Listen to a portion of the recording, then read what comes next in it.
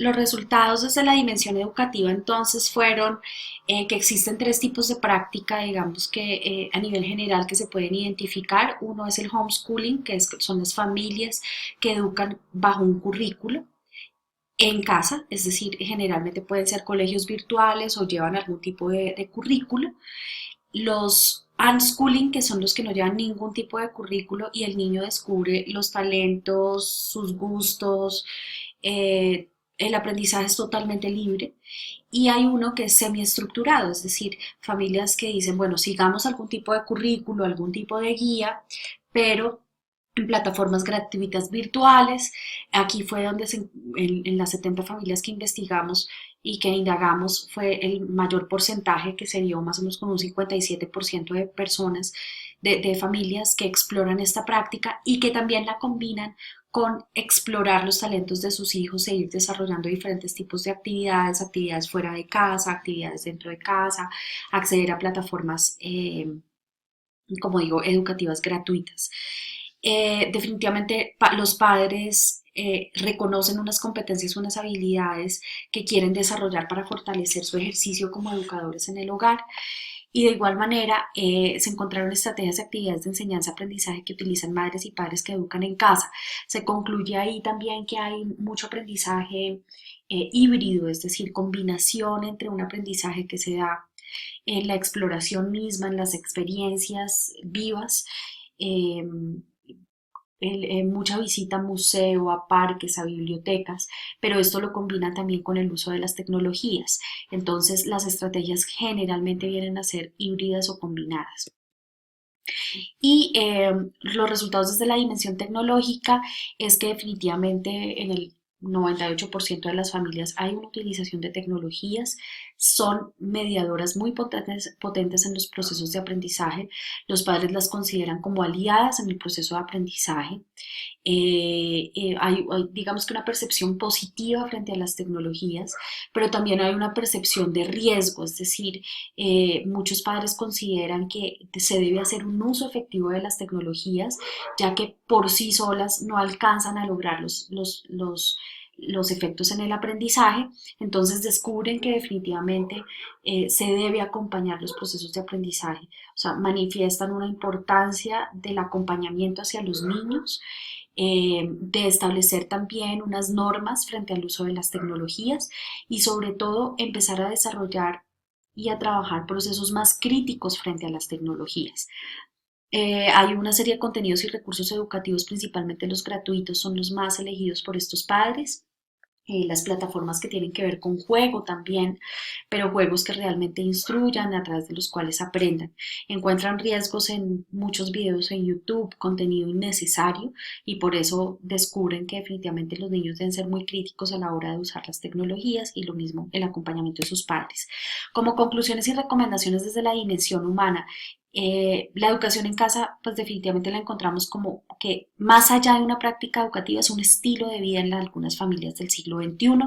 Madres y padres que educan en casa, principalmente los agentes de cambio y transformación, no son los niños realmente los actores, porque los niños son beneficiarios en estos procesos, terminan siendo actores más adelante, pero lo principal es trabajar en las madres y en los padres. La educación es un momento y una realidad familiar que emerge con fuerza en el siglo XXI. Es decir, es un proceso válido, es una realidad educativa. No podemos negarnos a esa realidad. Existe y por lo tanto puede ser un momento familiar. Hay familias que llevan unos años en esto, hay familias que lo deciden para toda la vida, pero las familias que deciden hacerlo es válido que lo hagan y me atrevo como investigadora a decir que es válido porque cada uno tiene sus propias motivaciones. Puede ser una discapacidad de un hijo, puede ser el matoneo que haya vivido alguno de sus hijos, puede ser una exploración también económica o del estilo de vida familiar. Por lo tanto, creemos que es un momento y una realidad de las familias. Madres y padres desescolarizados, hijos e hijas desescolarizados, esto tiene otro contexto en la propuesta educativa.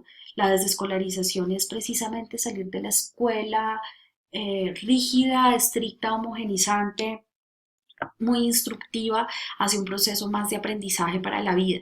La resignificación del rol de la mujer y del hombre en la crianza y los aprendizajes de los hijos. Se empieza a rescatar a la familia a través de los procesos de educación en casa y se empieza a rescatar esa significación del rol de la madre, del padre, del hombre y de la mujer en el hogar, y por lo tanto eso es un ejemplo muy poderoso y muy potente para los hijos.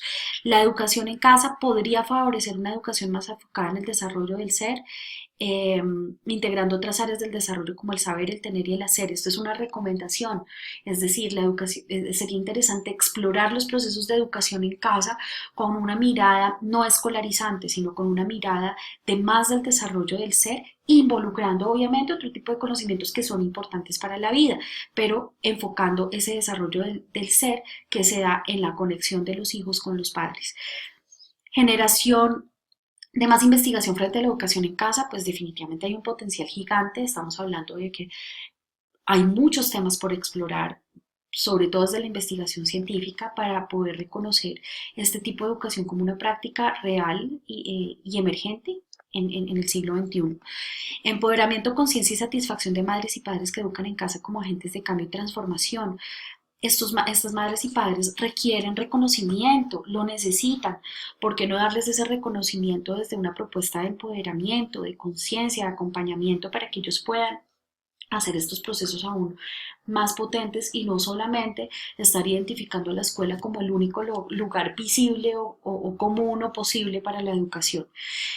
Reconocimiento legal y social frente al rol y responsabilidades de las familias que educan en casa, pues obviamente es un llamado hacia reconocer el derecho de educar en casa como un derecho y como obviamente como la posibilidad de las familias que lo eligen, sin querer decir que la escuela tenga que desaparecer, sin querer decir que los docentes tengan que desaparecer, sino precisamente llamando a una transformación conjunta frente a este punto.